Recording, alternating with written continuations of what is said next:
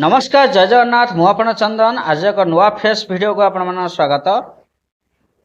आज वीडियो रे आमे जानिबा सुभद्रा रे आसीथिबा एक नुआ अपडेट विषय रे।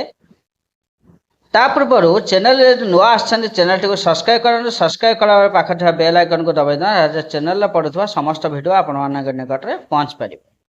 तले आसंतु जानिबा सुभद्रा रे आसीथिबा एक नुआ अपडेट टी कोन।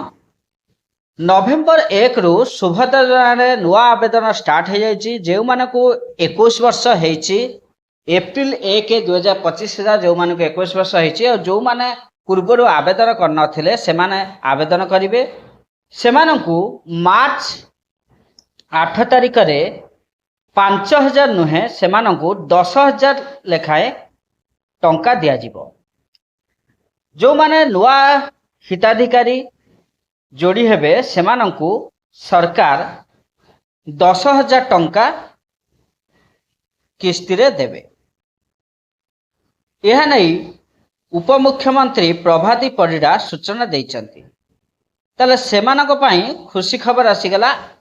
जो नुआ हिताधिकारी माने जोड़ी हेबे सेमानकु 5,000 बदल रे 10,000 टंका लेखाए मिलिबो। ये थिला सुभद्रा योजना रे आसीथिबा एक नुआ अपडेट। जो माने आवेदन करि नाहंती से माने शीघ्र जाई आवेदन करंतु। नवेम्बर 1 रु मासे जाए चलिबो सुभद्रा आवेदन। जल्दी निकटस्थ जनसेवा केंद्र बा मो सेवा केंद्र रे जाई सुभद्रा योजना अप्लाई करनियंतु।